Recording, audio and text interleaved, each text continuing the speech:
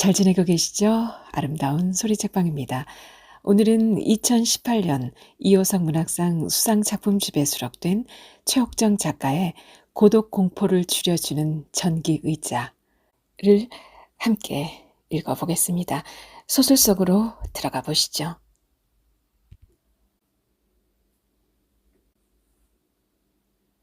고독 공포를 줄여주는 전기 의자. 최옥정. 그는 1시간 넘게 나무 의자에 앉아 있다. 한옥 한 채를 부수고 건진 얼마 안 되는 고재로 만든 의자다. 20년째 이사 갈 때마다 따라다니는 이 의자는 그가 22살 때 만들었다. 한낮의 햇살이 그와 의자를 고르게 비춘다. 마른 살갗에 닿은 햇볕은 부드럽고 따사롭다. 그는 눈을 감는다. 햇살은 눈꺼풀 위에서 몸 전체로 퍼져나간다. 지금 그가 가질 수 있는 전부다. 그는 깊게 느낀다. 죽을 때까지 죽지 않는, 그가 마지막까지 가지고 갈 것은 이 감각이다. 딱딱하다. 차갑다. 뜨겁다. 밝다. 춥다. 덥다. 그러다 마침내 암전. 달팽이처럼 몸 전체를 밀고 다니며 어딘가 닿고 싶다. 지금은 땅 밖으로 나온 지렁이같이 말라가고 있다. 곧 움직임을 멈추고 딱딱하게 굳을 것이다. 여긴 아무도 없다. 창문을 통해 들어오는 빛과 소음, 먼지, 아무 상관없는 것들의 부딪힘 뿐이다. 몸에서 암세포가 자라고 있어요.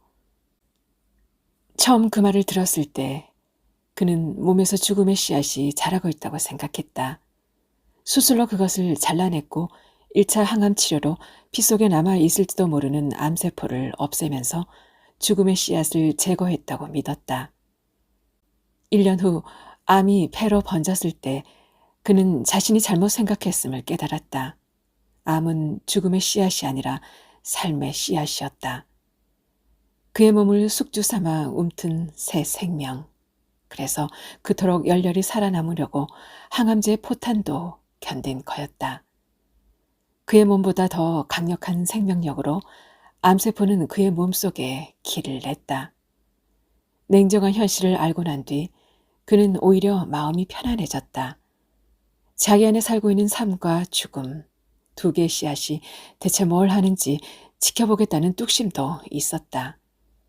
물론 그건 극심한 통증이 잠을 깨우던 어느 날 이전의 이야기다. 통증이 시작된 후 그의 모든 생각은 무의미해졌다. 통증은 그의 이성도 감정도 판단도 다 덮어버렸다. 그러나 세상에는 진통제라는 신통한 물건이 있었다. 진통제의 도움을 받아 그는 다시 멀쩡한 척하며 살았다. 암세포도 자신의 세포도 잠잠히 그를 내버려 두고 있다고 착각할 수 있었다. 그에겐 착각이 필요했다. 그 무엇보다 절실히 진실을 알 필요가 있을까? 얼마를 더 살든지 잠시라도 마음 편하고 싶었다. 그는 자신의 대표작인 고독 공포를 줄여주는 전기 의자를 생각한다. 그가 온 마음을 바쳐 만들었던 의자. 그때 그는 어떻게 전기 의자를 2인용으로 만들 생각을 했을까? 지금 그에게 일어날 일을 예견하기라도 했단 말인가? 그는 다만 의자의 완성도만을 생각했을 뿐이다. 지금은 다르게 느낀다. 옆에 누군가 있다면, 나랑 똑같은 운명을 가진 누군가가 내 소멸을 지켜본다면, 아니, 내가 그 사람의 소멸을 지켜봐 준다면, 흰 종이처럼 가볍게 부서질 수 있다면, 이런 간절한 바람을 되낼 날이 자신에게 오리라고는 상상조차 하지 않았다. 이제 모든 것을 놔두고 이 낡은 몸만 가지고 이곳에서 저곳으로 옮겨가야 한다. 여기서 지은 마지막 표정으로 어딘가에 다시 태어난다면 그건 기쁜 일일까, 슬픈 일일까. 그녀를 만나러 나가야 한다. 오늘 그는 그녀와 헤어질 작정이었다.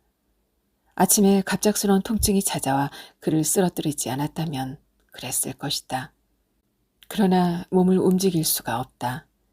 어젯밤 그는 깜깜한 거실 소파에서 이제 그만 셔터문을 내리고 싶은 강렬한 욕망을 느꼈다. 잠깐이었다. 그 잠깐 사이에 그는 그녀 생각을 했고 그녀의 목소리를 들었다. 따닥따닥 다급하게 달려가는 말발굽 소리 같은 환한 목소리. 그녀는 그 목소리로 사는 게 어울린다. 울음이 배어든 축축한 목소리는 안 어울린다. 그녀는 종이 같은 여자다. 불이 붙으면 화르르 타버리고 물이 묻으면 축 늘어져 찢어진다. 그녀를 생각하자 죽기 전에 정리해야 할 큰 채무라도 되는 듯 숨이 막혔다. 그는 방바닥으로 내려와 큰 대자로 누웠다. 크게 숨을 몰아쉬며 그래, 끝내는 게 좋겠어 라고 소리내서 말했다. 그의 귀를 핥던 그녀의 뜨끔한 혀끝 감촉이 떠올랐다. 어쩌면 그가 그녀를 만난 이유는 오직 섹스 때문인지도 모른다. 금속성 목소리가 아니라 놀랍게 매끄러운 살결과 그보다 더 매끄러운 질의 감촉이 그녀의 정체성이었다. 그에게 오직 그 순간만 생각할 수 있게 했다. 죽음도 그렇게 올 수 있을 것 같았다. 부드럽고 따스하지만 날카롭고 강렬한 그 무엇이 그를 관통했다. 여기가 끝이라면 그는 그녀의 몸에서 빠져나올 때마다 외쳤다. 어젯밤 그는 전기의자를 딱 하나만 더 만들어 보려고 했다. 자다가 일어나서 A4 용지가 들어있는 박스를 열었다. 종이를 한 묶음쯤 꺼냈다. 그 다음 그의 손이 뭔가 하기를 기다렸다. 일어나서 손을 움직여 도면대로 종이를 붙이고 형태를 잡아가기를. 그는 묵묵히 기다렸다. 가만히 오는 것, 멈춤 없이 오는 것, 뒷덜미를 잡고 목줄을 어루만지며 친한 척하는 것. 그에게 의자는 그렇게 왔다. 그런 시간을 다시 갖고 싶었다. 몸은 제멋대로였다. 기운이 한 톨도 없어서 손끝에 힘이 좋아지지 않았다. 의자를 종이로 만들기 시작하면서 그는 더 민감한 사람이 되었다. 하얀 종이를 접어 붙이면서 종이가 형체를 이루어 의자가 될 때를 기다리며 무엇이 다른 무엇이 될 때 바쳐야 할 것은 무엇일까 생각했다. 시간과 변덕과 끈기를 다듬이처럼 두드리며 한 발 한 발 앞으로 나갔다. 나무라면 망치로 두들길 수도 있다. 쇠라도 마찬가지. 하지만 종이는 침을 묻혀서도 안 되고 세게 힘을 주어서도 안 된다. 무조건 살살 다루어야 한다. 때로 숨까지 죽이며 이쪽 끝과 저쪽 끝을 맞추려고 손을 떨었다. 그는 오랫동안 의자에 집착했다. 의자를 만들고 있을 때가 가장 행복했다. 자신의 몸을 얹을 수 있는 우주 하나를 창조하는 기분이었다. 미국의 미술대학에서는 형체의 균형과 조화를 배우기 위해서 1학년 커리큘럼에 의자 만들기를 넣는다. 그에게는 그런 실용적인 이유보다 직선의 미학이라고 부를 만한 의자의 형상이 마음에 들었다. 의자를 만들려면 조각가보다는 목수가 되는 편이 나았을지도 모른다. 하지만 그는 이미 조각가가 되었고 만들고 싶은 것은 의자였다. 그는 모든 재료를 다 동원해 의자를 만들었다. 청동과 철은 물론이고 테라코타와 알루미늄으로 자신의 머릿속에 있던 의자를 꺼내 세상에 내보였다. 사람들이 그가 만든 의자를 자신만큼 환호하지 않아도 크게 좌절하지 않았다. 어쩌다가 그가 의자에 빠지게 되었는지 똑 부러지게 말할 수 없지만 그가 기억하는 첫 의자는 중학교 교실의 나무 의자였다.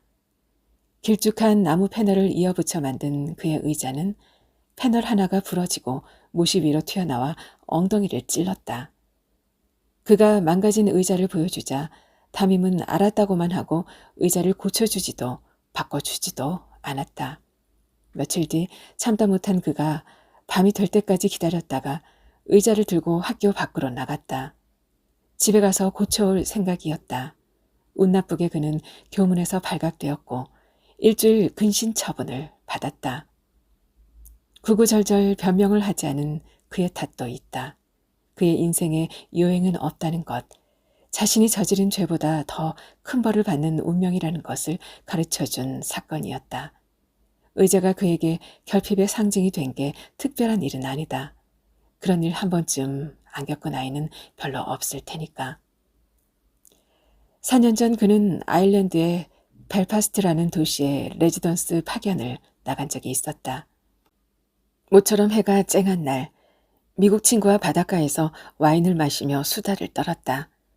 가끔 작업을 하다 지치면 몇몇이 몰려나가 잠깐 휴식 시간을 가질 때가 있다. 사적인 것들을 공유할 기회였다. 작품에 대한 얘기나 연애담을 늘어놓다 술에 취하기도 했다. 외국에서 사는 것도 홀로 자기 작업을 들이파는 일도 다 고달팠기에 다들 그 시간을 즐겼다.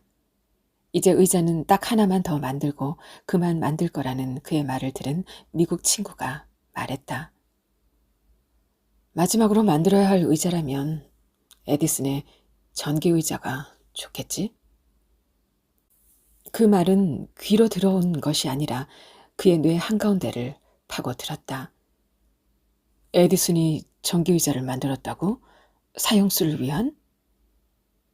그가 그 사실을 모르고 있다는 데 놀란 미국 친구는 작업자 특유의 열정으로 자세히 설명을 해주었다.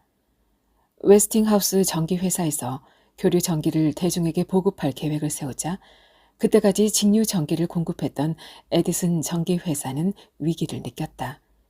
그래서 에디슨은 교류 전기가 사람을 죽일 수도 있을 만큼 위험하다는 걸 증명하기 위해 전기의자를 발명했다. 나중에 온갖 흉악범이 모여있던 뉴욕의 싱싱교도소에서 그걸 실제 사형 집행에 사용했다는 역사적 사실까지 전해주었다. 그 얘기를 듣던 그는 전기 충격이라도 받은 듯 머리카락이 쭈뼛 곤두서는 것을 느꼈다. 그 역시 자신이 만들 마지막 의자는 전기의자여야 한다고 확신했다. 일은 그렇게 시작되었다. 그가 여기저기 알아봐서 다음 레지던스로 잡은 도시가 뉴욕이었다는 것은 놀랍지 않다. 그는 뭐든 한번 꽂히면 막다른 골목까지 가보는 사람이었다. 곧바로 싱싱교도소로 찾아가 도면을 얻어다 직접 전기의자를 만들어 보았다. 목재와 가죽으로 만들어진 원본을 에어포 모듈로 된 전개도로 변환해서 프린트한 238장의 도면을 15개 부분으로 조립하는 방식이었다. 재활용으로 폐기할 수 있고 도면을 포함한 매뉴얼이 원작이 되어 언제라도 다시 제작할 수 있도록 했다. 입체물을 만드는 도중에 구겨지거나 망가질까봐 숨죽이며 손을 움직였다. 그 예민함은 그를 그 시간에 붙잡아 두었다. 그가 완전히 소유할 수 있는 시간, 그가 원한 것은 그것이었는지도 모른다. 문제는 그가 선택한 소재였다. 최근 그는 작업 연수가 늘고 나이를 먹어가면서 나무와 돌과 쇠 같은 고전적인 재료에 흥미를 잃었다. 그의 작업에 변화를 줄 건 소재밖에 없었다. 그때 그가 발견한 소재는 A4 용지였다. 언제 어디서나 구할 수 있고 값도 싸고 다루기도 편한 사무용지가 그의 눈에 들어왔다. 작품을 완성하고 나서 바라볼 때 종이에서 퍼져나오는 형광빛 흰색은 감동적이까지 했다. 그는 수없이 많은 의자를 만들었다. 식탁의자, 안락의자, 미끄럼틀 의자, 휠체어, 그리고 각종 의자의 미니어처들.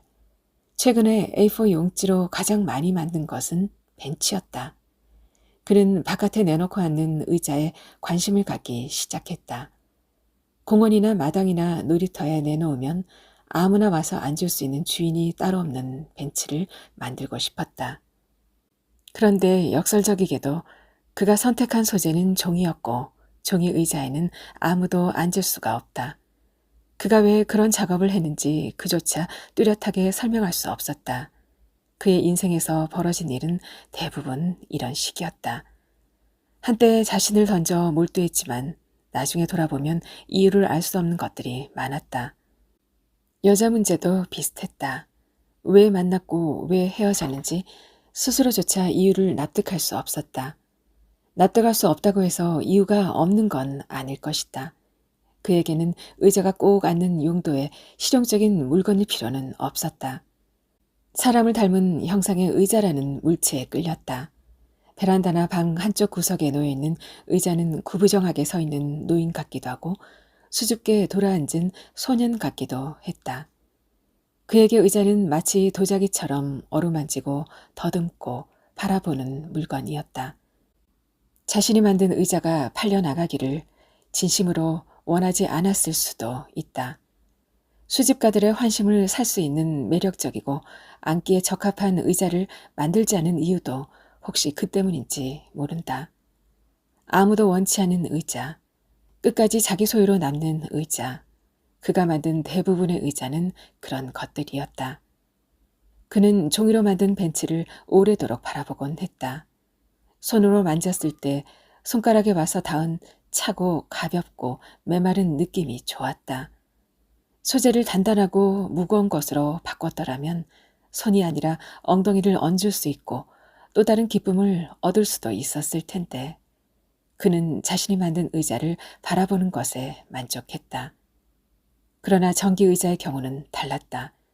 완성하고 나서 바라보았을 때 2%가 부족하다는 생각이 들었다. 이건 완전하지 않아. 그는 누가 인정하건 안 하건 늘 자신이 만든 의자를 사랑했다. 자신의 분신이었고 인생이었고 전부였다. 전기 의자는 어쩐지 저만치 있는 남의 물건 같았다. 뭔가 모자란다는 이 느낌이 뭘까? 원래 도면과 똑같이 만든 의자는 좀 약해 보여서 크기를 1.1배로 늘렸다. 며칠 동안 의자를 이리저리 살펴보던 그는 문득 의자를 2개 만들어서 붙여보면 어떨까 상상했다. 마지막 죽는 순간은 누구에게나 찾아온다. 그때 혼자 죽으려면 너무 고독하지 않을까? 그 점은 사형수라고 해도 다를 바 없었다. 그는 옆에 의자 하나를 덧붙인 도면을 다시 그렸다. 의자의 모양도 좀 바꾸었다. 의자 양쪽 끝을 약간 늘려 사다리꼴로 만들었다. 그러면 의자에 앉은 두 사람의 자세가 살짝 돌아앉은 모양이 된다.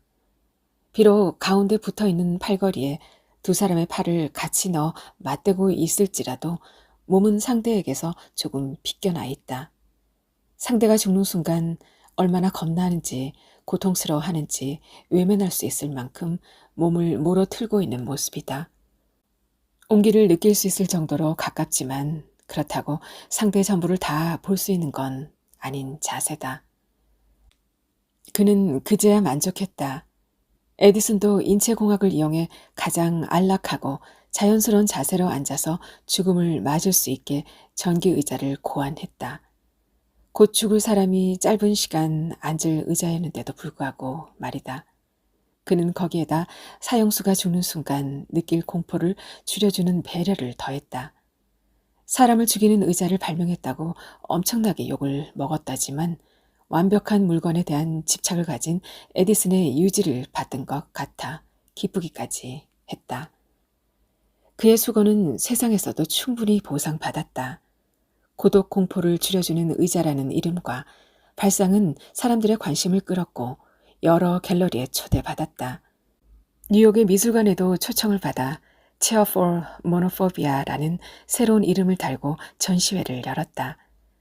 한국과 미국의 A4 용지 사이즈가 약간 달라서 애를 먹기는 했어도 마침내 성공적으로 전기의자를 만들어냈다. 그는 사람들이 관심을 갖는 것이 전기의자인지 A4 용지인지 죽음인지 공포인지 고독인지 궁금했지만 그 궁금증은 잠시뿐이었다. 그는 오직 자신의 의자에만 관심이 있고 의자만을 사랑하는 사람이었다. 머릿속에 있던 의자가 완벽한 형상을 갖춘 채 자신의 눈앞에 있다는 사실에 만족했다. 뉴욕 전시의 마지막 날 작품을 어떻게 했으면 좋겠느냐는 미술관 측에 연락을 받았을 때 관람객이 그 의자에 실제로 앉아봤으면 좋겠다고 대답한 것도 같은 맥락이었다.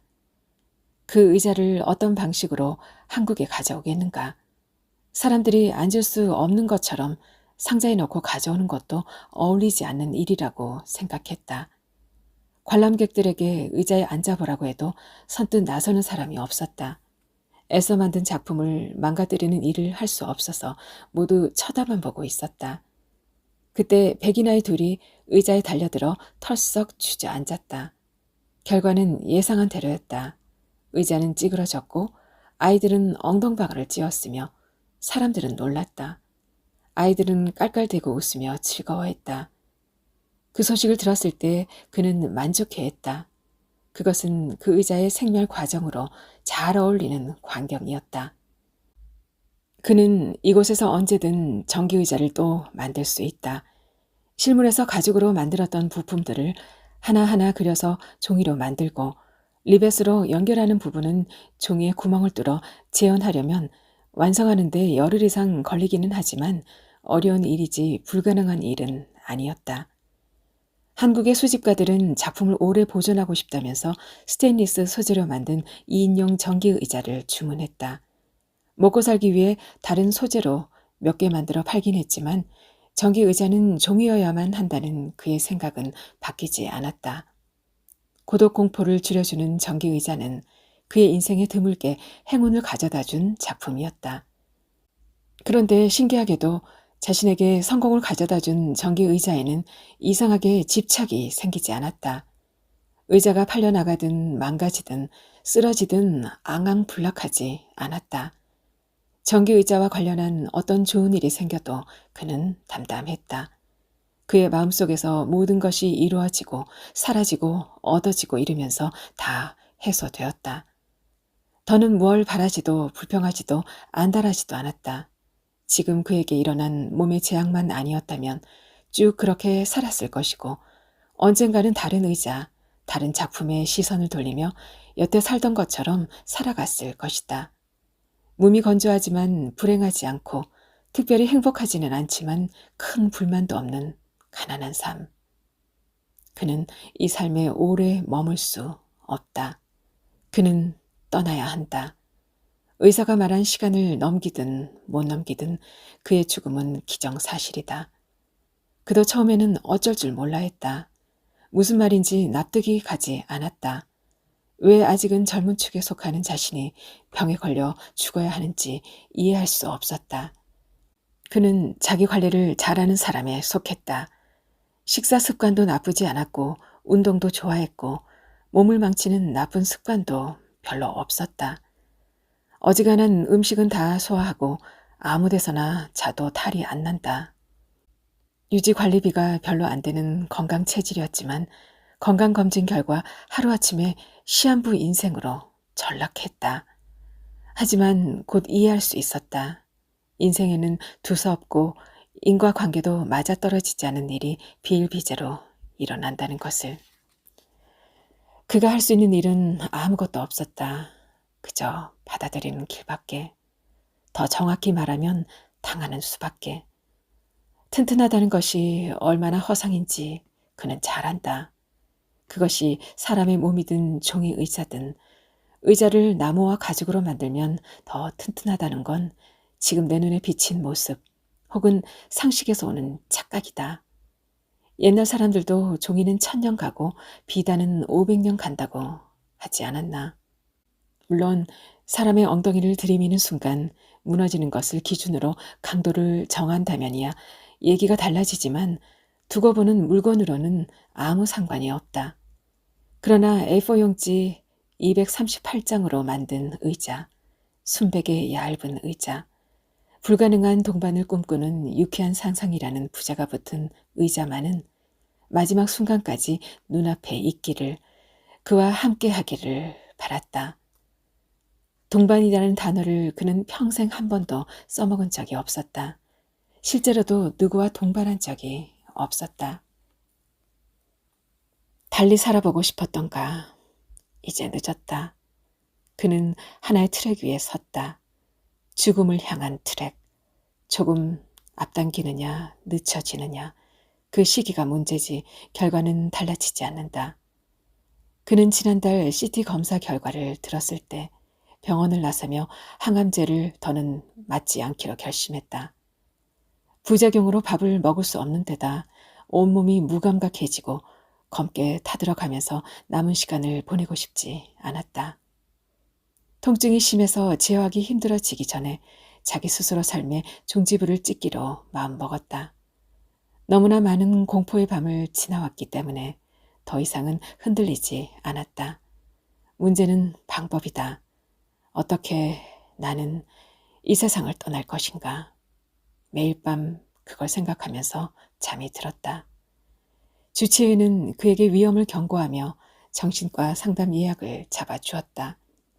결과적으로 정신과 의사를 만나러 가길 잘했다. 거기서 그녀를 만날 수 있었으니 종이처럼 얇아진 몸으로 방바닥에 누워 시간을 보내던 채였다. 치료도 받지 않고 사람도 만나지 않았다. 밥도 조금씩 먹으면서 밀도가 적은 공기를 마시는 기분으로 하루하루 지냈다. 그것은 비정상적인 반응일지도 모른다. 그래서 주치의가 정신과 의사를 만나라고 했을 것이다. 왜 의사가 권고하는 방법대로 치료를 받지 않으면 머리가 이상한 사람 취급을 받는 걸까? 정신과 의사가 그를 설득해서 주치의의 말을 따르도록 해줄 수 있기라도 한단 말인가? 아니면 그에게 암 말고 다른 정신병의 징후가 보이기라도 한 건가? 예전 같으면 이 모든 걸 무시하고 그의 생각대로 결정하고 행동했을 것이다. 암에 걸린 이후 그는 자신을 믿을 수 없는 사람이 되었다. 정기 검진에서 이미 심각해져 버린 상태로 발견될 때까지 눈치조차 못 챈 인간이었다. 나는 내 몸 안에 무슨 일이 일어나고 있는지도 몰랐던 인간이야. 내가 뭘 한다고 인생의 중요한 결정을 혼자 내릴 수 있겠어? 그는 자신에게 일어날 일 중에 가장 두려운 것이 무언가 생각했다. 아직 일어나지 않은 일, 그러나 일어날 가능성이 높은 일. 그건 아마도 암세포가 뇌나 뼈나 림프선 같은 치료가 곤란한 부위에 전이되는 것이리라. 지금처럼 고형암으로 폐에 전이되어 검사할 때 잘 보이고 비교적 다루기 어렵지 않은 부위가 아닌 엉뚱한 곳, 극심한 통증이 수반되는 더 이상 자유롭게 거동할 수 없게 하는 어떤 부위. 그 생각만으로도 그는 공포를 느꼈다. 그가 새로이 알게 된 건 세상에 통증만한 공포가 없다는 사실이다. 지금은 진통제로 다스려지지만 의사 말대로 몇 달이 지나 더 이상 어떻게 해볼 수 없는 지경이 되면 통증이 진통제를 이기게 될 것이다. 그 다음은 생각할 수 없다. 그는 그 다음이 일어나기 전에 이 전쟁을 끝내고 싶다고 눈을 감으며 생각했다. 다행이다. 참 이상한 순간에 이상한 말이 떠올랐다. 그가 결혼을 하지 않은 것도 자식을 낳지 않은 것도 아내가 없는 것도 다행이었다. 언어는 이상하군.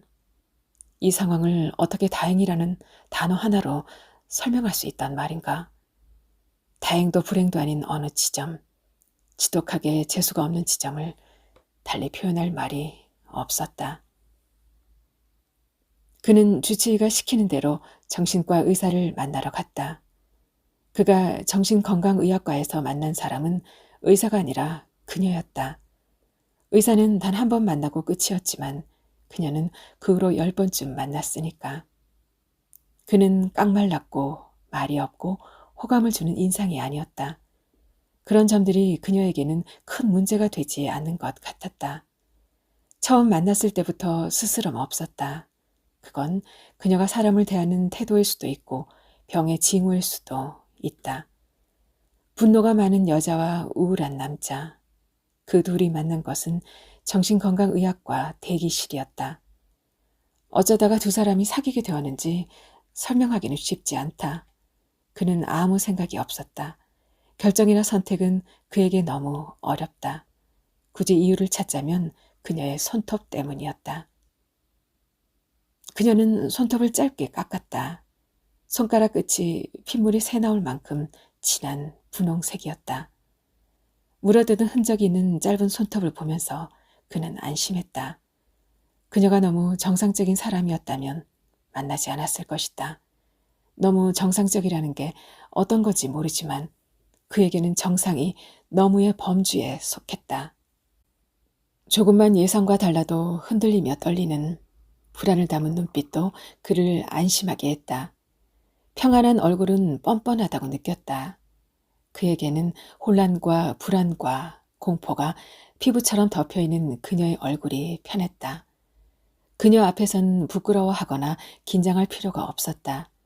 그녀가 가끔 웃을 때가 있는데 그때 양쪽 입가에 생기는 잔주름은 섹시하기까지 했다.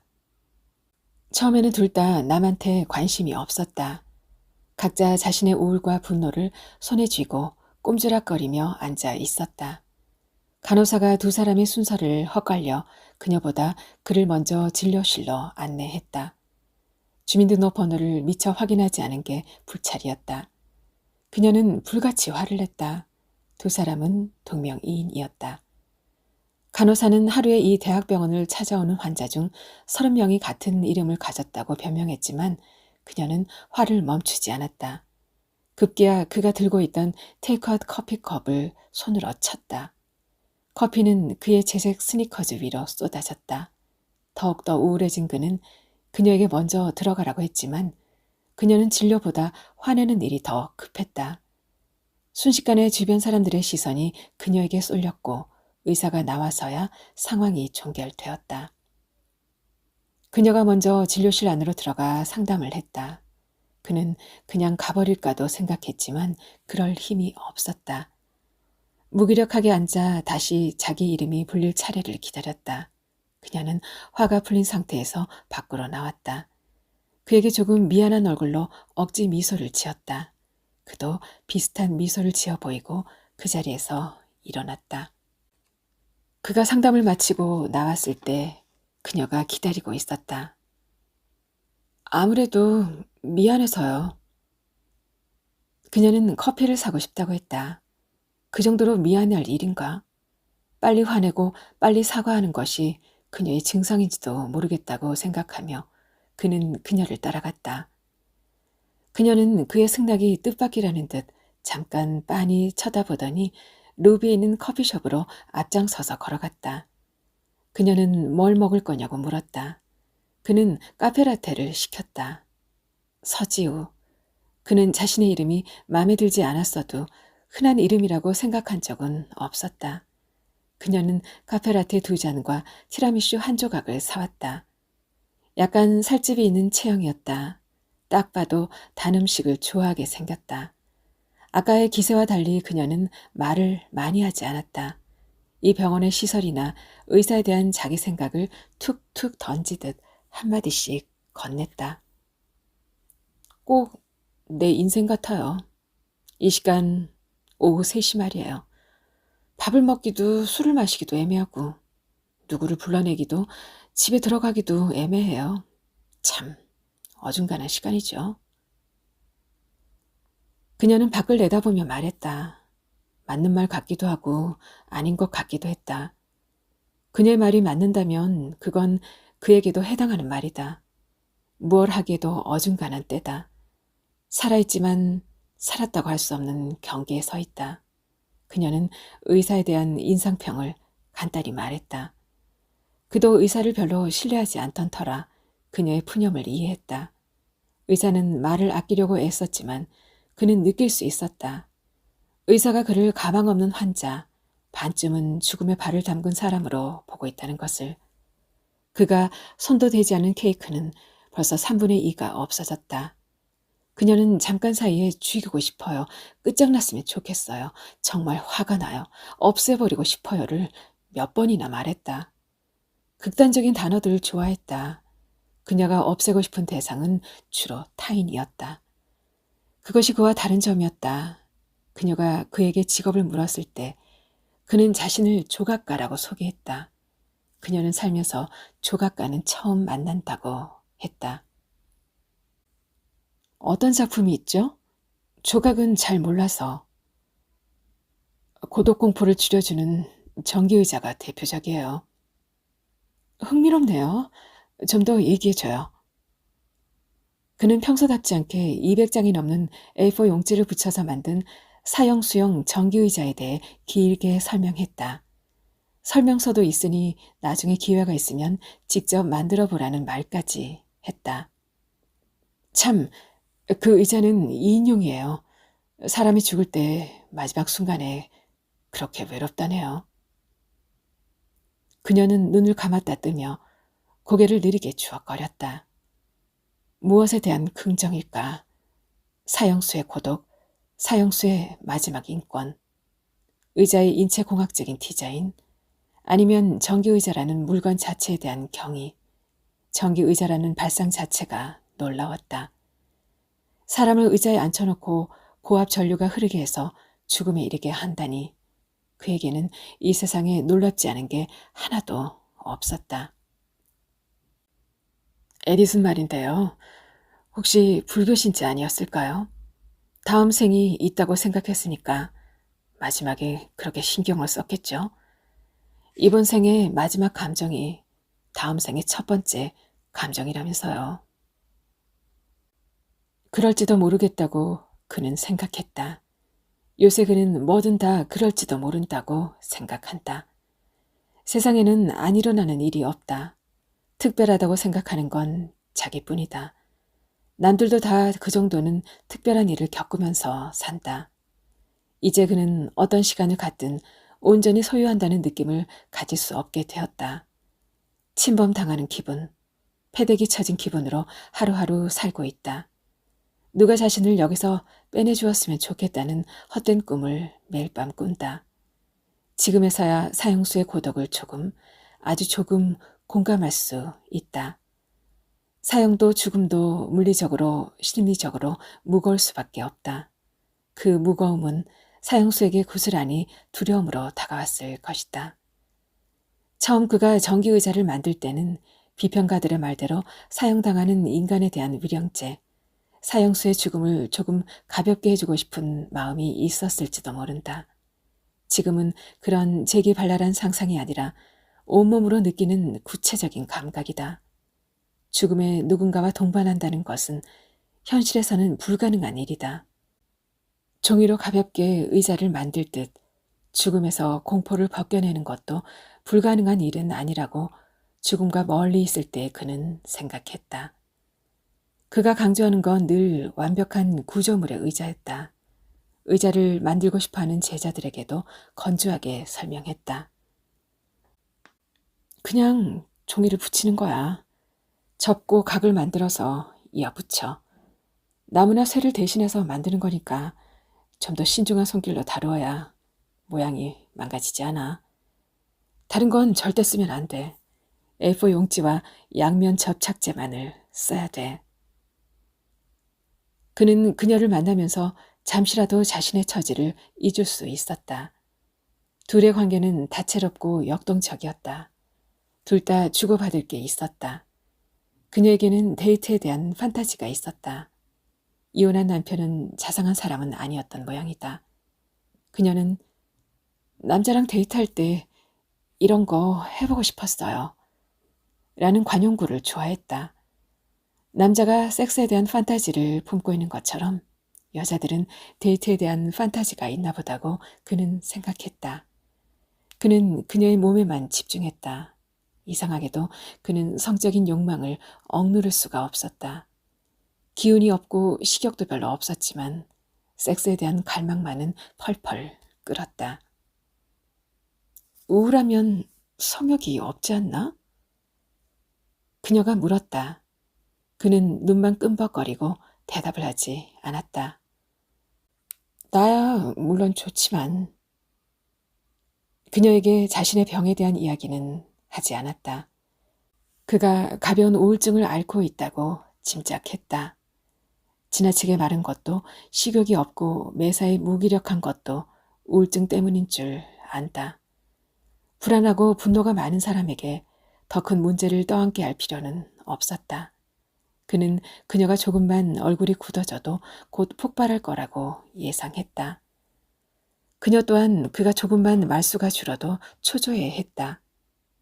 뭘 먹으러 갈까? 배 안 고파? 그는 배고픔을 잘 못 느꼈다. 하루에 한 끼만 먹을 때도 있다. 소화와 배설, 대사 모든 것이 그가 통제할 수 있는 영역 바깥에 있었다. 병원에서 목격한 죽음은 생각보다 끔찍하지 않았다. 며칠 죽음의 경계를 오가다가 누군가의 비명과 함께 숨이 끊어졌다. 어떤 죽음은 비명을 부르지도 않고 조용히 일어났다. 생각보다 죽음은 조용하고 일상적인 일이었다. 더 놀라운 건 죽음이 굉장히 빨리 잊힌다는 사실이다. 저 사람이 없으면 난 어떻게 살아야 하느냐고 울부짖던 극도로 의존적이던 가족도 죽음과 함께 후닥닥 자기 자리를 찾았다. 죽음은 살아있는 사람의 삶을 금방 자유롭게 했다. 죽음은 기다리는 일이 어렵지 막상 일어나면 그냥 일상일 뿐이었다. 사형수용 전기의자도 마찬가지 물건이었다. 사형수의 몸에 전기가 흐르고 고통받다 죽으면 그는 곧 잊혔다. 30년 동안 613명의 남녀가 전기의자에서 죽었다. 싱싱교도소는 전기의자로 유명해져 기념 엽서까지 판매했지만 사람들의 상상을 자극하는 흥미 요소일 뿐 진짜 죽음과는 거리가 멀었다. 누군가 몸으로 겪는 것을 타인이 실감한다는 게 가능하기나 한 일인가. 햇살은 아까보다 많이 누그러들었다. 그는 졸기 시작한다. 그의 눈앞을 떠도는 먼지와 햇살을 식어가는 몸으로 바라본다. 조금 있으면 새 진통제를 먹어야 한다. 움직여야 하는데 이렇게 잠들면 안 되는데 중얼거리다 그는 자신의 몸을 내려다본다. 발가락도 손가락도 무언가에 가 닿기 좋게 만들어져 있다.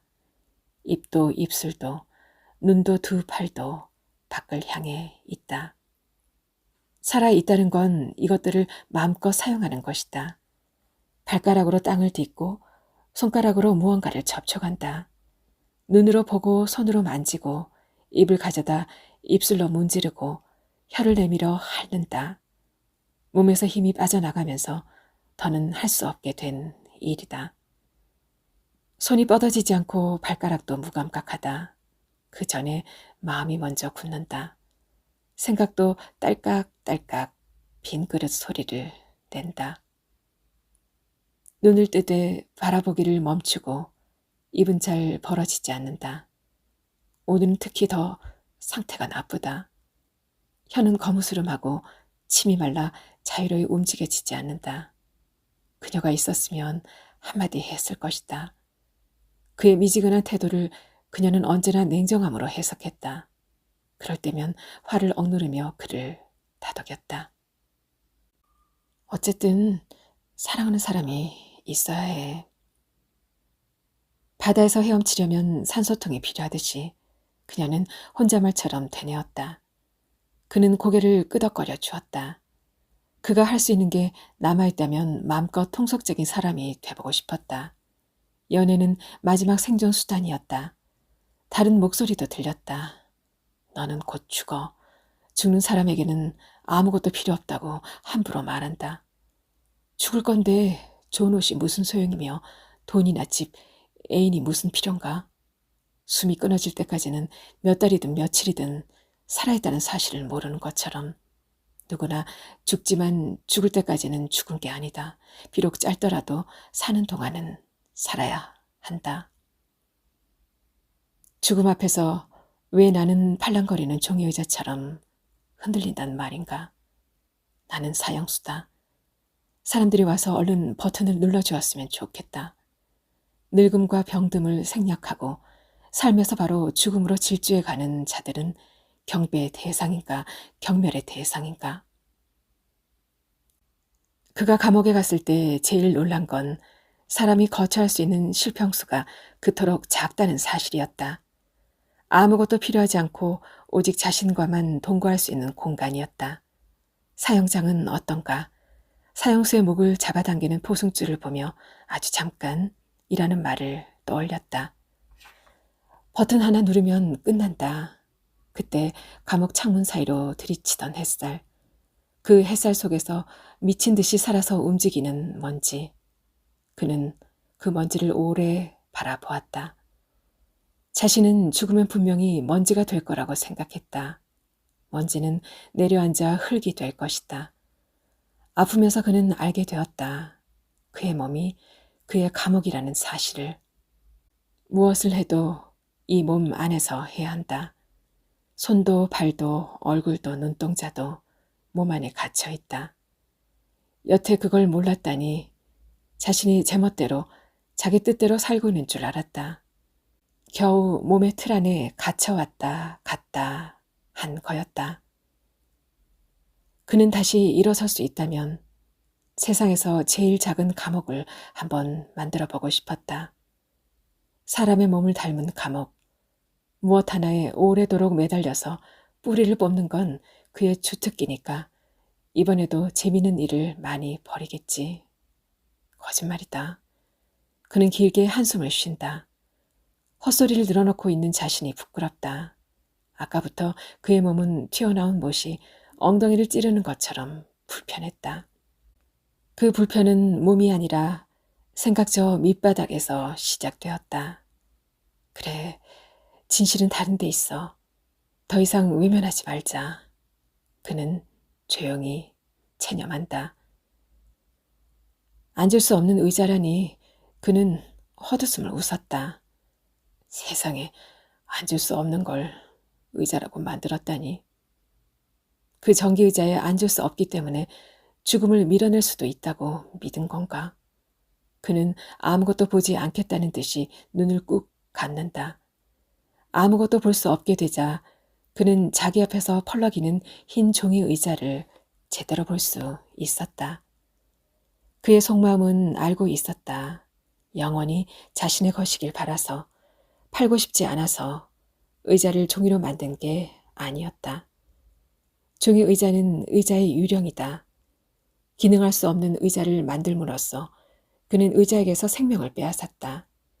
그때부터 그에게서도 생명의 기운이 빠져나가기 시작한 것은 아닐까 의심한다.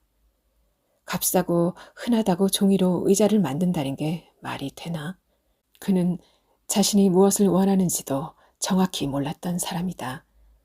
그는 다음 생의 첫 장면으로 동반을 꿈꾸었음을 스스로에게 고백한다. 2인용 의자에 앉아 이 생을 떠났으니 새 삶의 첫 장면은 누군가와 동반하는 삶으로 시작할 수 있으리라 믿고 싶었다. 수수께끼가 이제야 풀린다. 그의 삶은 패널이 부러진 의자를 들고 빈 운동장을 혼자 건너던 그 어느 밤에서 멈춰버렸다. 앉을 수 없는 의자를 만들듯 그는 줄곧 자멸의 방식을 선택해왔다. 그래도 상관없다는 그의 눈앞에 종이 의자는 없다. 그는 여전히 혼자고 그의 병든 몸은 낡은 나무 의자에 얹혀 있다. 그토록 애정을 쏟았던 종이 의자는 다 사라졌고 다시 만들 수도 없다. 오늘 아침 그의 몸을 꼼짝 못하게 쓰러뜨린 것은 바로 그가 평생 자신의 삶을 스스로 사보타주했다는 자각이었다. 그의 두 눈에서 눈물이 흘러내린다.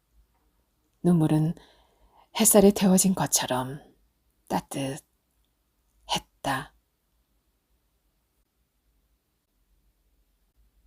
최옥정 작가의 고독공포를 줄여주는 전기의자 함께 감상하셨습니다.